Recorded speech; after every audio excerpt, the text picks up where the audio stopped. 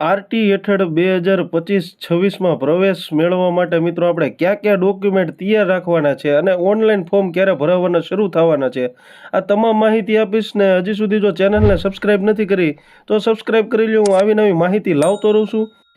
1 જૂન 2025ના દિવસે તમારા બાળકના 6 વર્ષ પૂર્ણ થવાના છે અને એને પ્રથમ ધોરણમાં પ્રવેશ મેળવવાનો છે. તો મિત્રો, આ વિડીયો તમારા માટે છે. વિડીયો પૂરો જોજો અને મિત્રો તમારા એવા મિત્રોને શેર કરજો કે જેને પણ પહેલા ધોરણમાં તેના બાળકનો પ્રવેશ મેળવવાનો છે. તો મિત્રો, જ્યારે આપણને તરસ લાગે ત્યારે કૂવો ગળવા બેસીએ તો ભેગું ન થાય, એવી જ રીતના આપણે જ્યારે આરટીઈનું ફોર્મ ભરાવાના શરૂ થાય ને ત્યારે આપણે બધા ડોક્યુમેન્ટ ભેગા કરવાનું ચાલુ કરીએ તો મિત્રો ત્યારે સરકારી કચેરીઓની બહાર મોટી મોટી લાઈનો જોવા મળે છે. આવકનું પ્રમાણપત્ર કઢાવવાનું, જાતિનું પ્રમાણપત્ર કઢાવવાનું. તો મિત્રો, આપણે અગાઉ જ ડોક્યુમેન્ટ ભેગા કરી લઈએ જેથી કરીને જ્યારે ફોર્મ ભરાવાના શરૂ થાય ત્યારે આપણી પાસે તમામ ડોક્યુમેન્ટ અવેલેબલ હોય.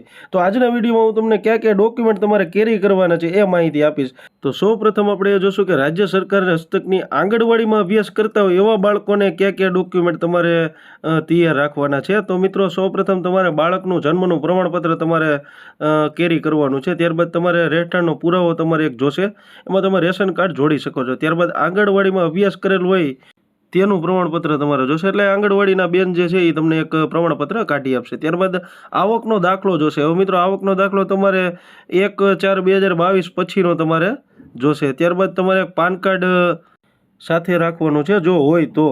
ત્યારબાદ છેલ્લા વર્ષનું ઇન્કમ ટેક્સ રિટર્ન, એટલે કે જો તમે ફાઇલ કરતા હોય તો જોશે, બાકી કંઈ જરૂર નથી. ત્યારબાદ એક સેલ્ફ ડિક્લેરેશન, જો તમે પાન કાર્ડ કે ઇન્કમ ટેક્સ ના ભરતા હોય તેના માટેનું છે એક સેલ્ફ ડિક્લેરેશન. એ તમે વેબસાઇટમાંથી ડાઉનલોડ કરી શકશો. એમાં તમારે ખાલી સિગ્નેચર કરી અને અપલોડ કરી દેવાનું થશે. ત્યારબાદ પાસપોર્ટ સાઇઝનો ફોટો, ત્યારબાદ માતા પિતાના વાલીનો સહીનો નમૂનો. આટલા મિત્રો ડોક્યુમેન્ટ તમારે સાથે રાખવાના છે. હવે મિત્રો, જો તમારી પાસે બીપીએલ કૂપન છે, બીપીએલ રેશન કાર્ડ છે, તો મિત્રો તમારે કયા કયા ડોક્યુમેન્ટ જોડવાના થશે. તો જન્મનું પ્રમાણપત્ર બાળકનું, રહેઠાણનો પુરાવો એટલે રેશન કાર્ડનો ઝેરોક્સ અથવા લાઇટ બિલની કોઈ પણ એક જોડી શકો છો. આધાર કાર્ડ પણ ચાલે એમાં. પછી જાતિનો દાખલો એમાં જો લાગુ પડતો હોય તો. ત્યારબાદ બીપીએલ યાદી નંબરવાળું પ્રમાણપત્ર. ત્યારબાદ પાસપોર્ટ સાઇઝનો ફોટોગ્રાફ, માતા પિતા વાલીના સહીનો નમૂનો. નેક્સ્ટ મિત્રો, હું તમને જણાવીશ કે જો માતા પિતાને એકમાત્ર સંતાન દીકરી જ હોય તો તેવા કિસ્સામાં મિત્રો તમારે કયા કયા ડોક્યુમેન્ટ કેરી કરવાના થશે.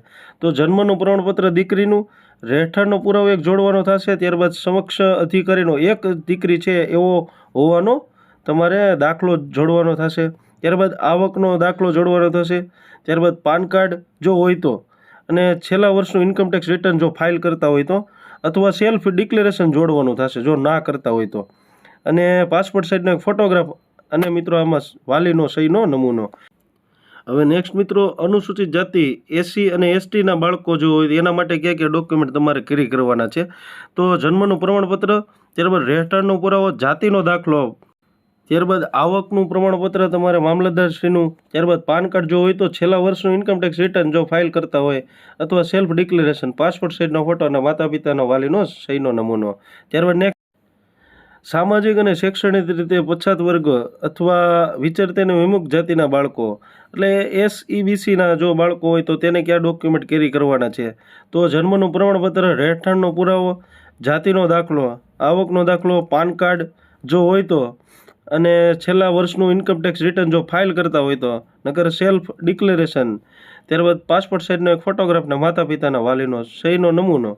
નેક્સ્ટ મિત્રો, તમને જણાવું કે સામાજિક અને શૈક્ષણિક રીતે પછાત વર્ગ પરંતુ વિચરતી અને વિમુખ જાતિના બાળકો જો એનટી ડીએનટી જે ઓપ્શન આવે છે એમાં યસ કરે તો એને એક એનટી ડીએનટીનો હોવા અંગેનો દાખલો તમારે રજૂ કરવાનો થશે.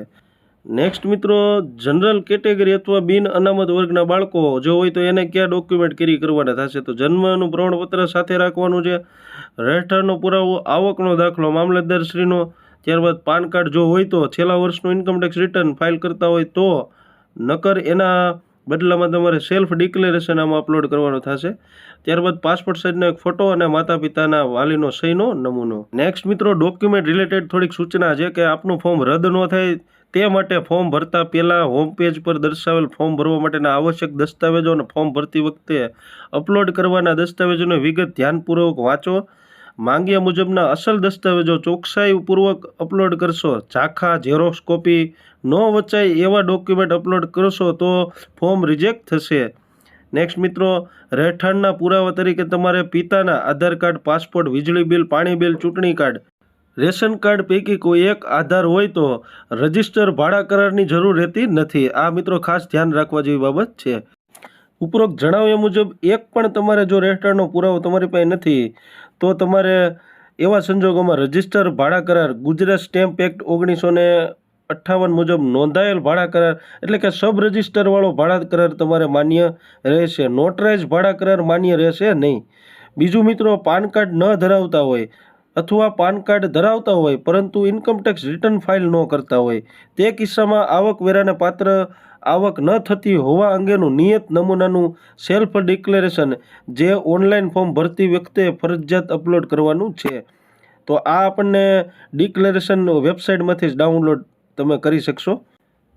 નેક્સ્ટ મિત્રો, પ્રવેશ માટે આપ જે શાળા પસંદ કરવા ઈચ્છતા હોય તે મુજબની શાળાઓ જ ફોર્મ ભરતી વખતે તમારે પસંદગી મુજબના ક્રમમાં ગોઠવવાનું રહેશે. ફોર્મ સબમિટ કરતાં પહેલાં ફરીવાર ધ્યાનપૂર્વક સંપૂર્ણ વિગતો વાંચી લઈ અને ત્યારબાદ જ તમારે સબમિટ કરવાનું રહેશે. નેક્સ્ટ મિત્રો, થોડીક અન્ય કેટેગરી પણ તમને જણાવી દઉં કે જો અનાથ બાળક છે તો તેના કિસ્સામાં કયા કયા ડોક્યુમેન્ટ અપલોડ કરવાના છે. ત્યારબાદ સંભાળ અને સંરક્ષણની જરૂરિયાતવાળું બાળક છે એને કયા તમારે ડોક્યુમેન્ટ અપલોડ કરવાના છે. બાલ ગૃહના જો બાળકો છે તો એના માટેના કયા કયા ડોક્યુમેન્ટ છે. બાળ મજૂર અથવા સ્થળાંતરિત મજૂરના બાળકો, ત્યારબાદ મંદબુદ્ધિ, શારીરિક વિકલાંગ બાળકો. તો અહીંયા પોઝ કરી અને તમે વાંચી લેજો. હું પીડીએફની લિંક પર ડિસ્ક્રિપ્શનમાં આપી દઈશ, ત્યાંથી ડાઉનલોડ કરીને તમે સંપૂર્ણ માહિતી લઈ લેજો. હવે મિત્રો, ફોર્મ ભરાવાની તારીખ ક્યારે ચાલુ થશે, ફોર્મ ક્યારે ભરાવાના ચાલુ થશે? તો મિત્રો, દર વખતે 25 માર્ચથી લઈ અને 5 એપ્રિલની વચાળે ક્યારેક ફોર્મ ભરાવાના શરૂ થાય છે. થોડુંક આઘું પાછું હોય છે પણ ત્યારે જ મિત્રો આરટીઈના ફોર્મ ભરાય છે. તો આપણે 1 મહિના અગાઉ જ આ તમામ ડોક્યુમેન્ટ કેરી કરીને રાખીએ જેથી કરીને જ્યારે ફોર્મ ભરાવાના શરૂ થાય ત્યારે આપણે મોટી લાઈનોમાં ઊભું ન રહેવું પડે અને ફોર્મ ભરાવાના શરૂ થાય સૌ પ્રથમ જ આપણે ફોર્મ ભરી શકીએ. તો મિત્રો, આ વિડીયો તમને કેવો લાગ્યો કોમેન્ટમાં જણાવો અને હજી સુધી જો ચેનલને સબસ્ક્રાઈબ નથી કરી તો સબસ્ક્રાઈબ કરી લો અને વિડીયોને શેર કરી નાખો તમારા મિત્રો સુધી. Thank you for watching.